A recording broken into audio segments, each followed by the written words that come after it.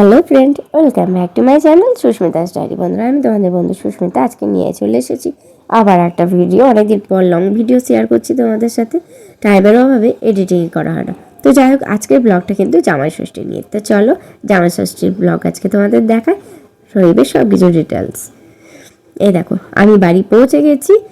এই যে আমার ছেলে গিয়ে ওখানে খেলনা নিয়ে বসে পড়েছে, আর আমার বড় এখন ফোন দেখতে বসে গেছে। এবার দেখাবো তোমাদের আস্তে আস্তে কী হচ্ছে না হচ্ছে। আর বন্ধুরা, ওই দেখো, ওই ঘরে কিন্তু অদিতি মানে আমার দিদি ভাইয়ের মেয়ে পড়াশোনা করছে। এদিকে দেখো পুজো শুরু হয়ে গেছে, জিজু পুজোয় বসেছে। যেহেতু আজকে আমাদের ষষ্ঠীরও উপোস প্লাস জামাই ষষ্ঠীরও পুজো হবে, তো জিজু পুজো করতে বসে আছে। আগে আমার বাপি করতে, এখন জিজু করে। এই দেখো, এটা কিন্তু আমাদের মা ষষ্ঠী, এখনো পুজো শুরু হয়নি, হবে। এই যে এটা হচ্ছে জামাইদের জন্য আয়োজন। এই যে এখানে রয়েছে 9 রকমের মিষ্টি, আর আগে তোমাদের দেখালাম 5 রকমের ফল। এগুলো সব খাবে জামাইরা, 2 জামাইয়ের জন্য আয়োজন করা হয়েছে। আর এইখানে দেখো গরম গরম লুচি, আর সাথে রয়েছে টেস্টি টেস্টি ঘুগনি। দেখে তো আমার এখনই জিভে জল চলে আসছে, মনে হচ্ছে এখন এক বাটি ঘুগনি পেলে বেশ মজা করে খাওয়া যেত। কি বন্ধুরা, তোমাদের কাটু মনে হচ্ছে নাকি? তো দেখো সাজানো গোছানো হয়ে আছে, এবারে জামাইদের বসে পড়ার পালা। তো ওদেরও সরাসরি বসিয়ে দেওয়া হয়েছে, আর আমি একটু ফটোশ্যুট করে নিচ্ছি। এর মাঝে মা তারও মধ্যে এসে গেছে। মা এবারে আস্তে আস্তে জামাই ষষ্ঠীটা শুরু করবে, যা রিচুয়ালস আছে। আর আমার ছেলেও মাঝে মধ্যে চলে আসছে যে আমার বাবা আর পাপা এখানে কি করছে, ও মাঝে মধ্যে দেখে চলে আসছে। মাঝে মধ্যে দেখে খুব আনন্দ পাচ্ছে, হাততালি দিচ্ছে যে এটা কি জিনিস হচ্ছে। বেশ নতুনত্ব ব্যাপারটা না, এগুলো তো দেখে না সচরাচর। এই দেখো মা বসে পড়েছে এখানে জিজুকে জামাই ষষ্ঠীর রিচুয়ালসগুলো করতে। আর ওখানেতে অদিতি বসে গেছে লুচি ঘুগনি নিয়ে, আর আমার ছেলে ওখান থেকে উঁকি মেরে দেখে আসছে। আর দিদিভাই আর আমি সাইডে রয়েছি। দেখো বন্ধুরা, আজকে আমরা সকলে যে ড্রেসগুলো পরে রয়েছি এগুলো কিন্তু সব আমার মা দিয়েছে আমাদের। তো ড্রেসগুলো কেমন হয়েছে অবশ্যই জানিও। তো আজকের ভিডিওর ক্যাপশন ছিল ইউটিউবে যে 3 রাঁধুনি দিয়ে রান্না। তো 3 রাঁধুনি দিয়ে রান্না বলতে কি, কোন 3 রাঁধুনি এসে বাড়িতে রান্না করে গেল সেখানে কিন্তু থাকছে। তো পুরো ভিডিওটা দেখে যাও প্লিজ, কেউ স্কিপ করো না, আশা করি তোমাদের ভালো লাগবে।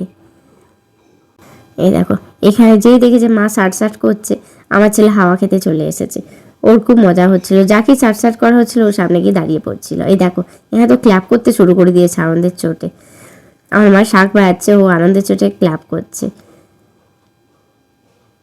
আমার দিদিভাই তো প্রায় ওকে রাগাচ্ছিল যে এই হচ্ছে আমাদের ভবিষ্যতের জামাই। ছোটবেলায় জানো তো ওরা একটা ফটোশ্যুটও করেছিলাম ভবিষ্যতের জামাই বলে, মাঝে আমি ফেসবুকে শেয়ারও করেছিলাম, অনেকেই হয়তো দেখে থাকতে পারো।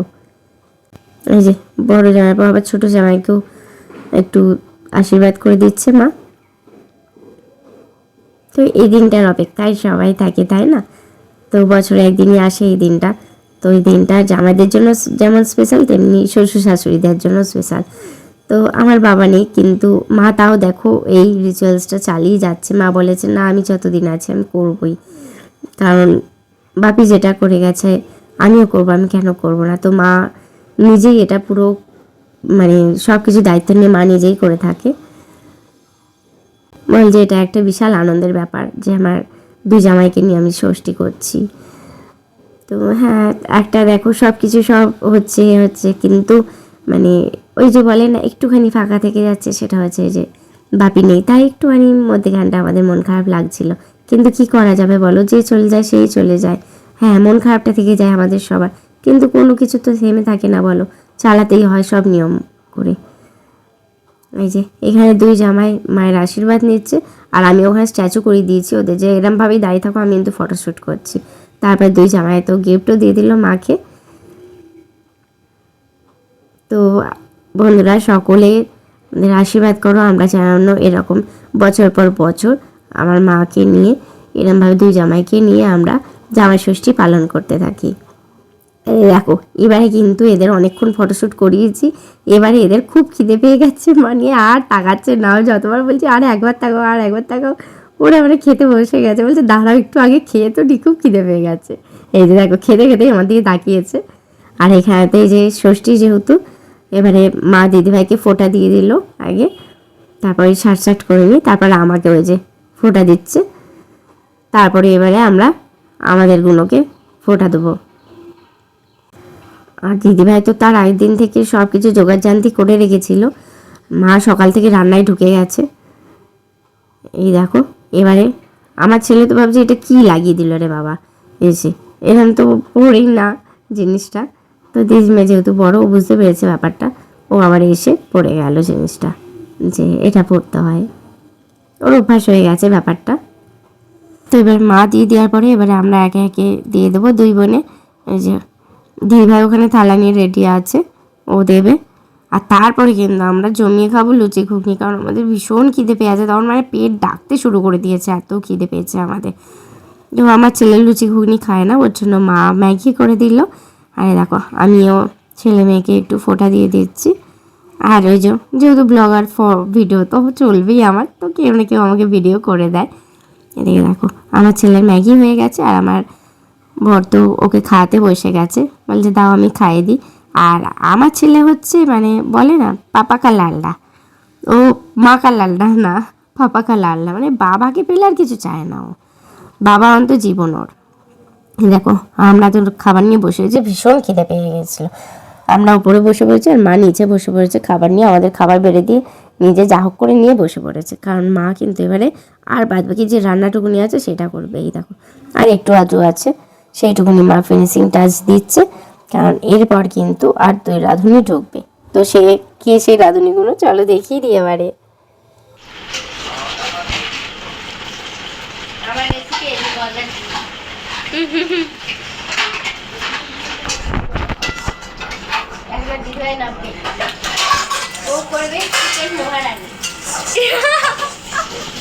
চিকেন মহারানি করবে, এখন বাসন বাজছে।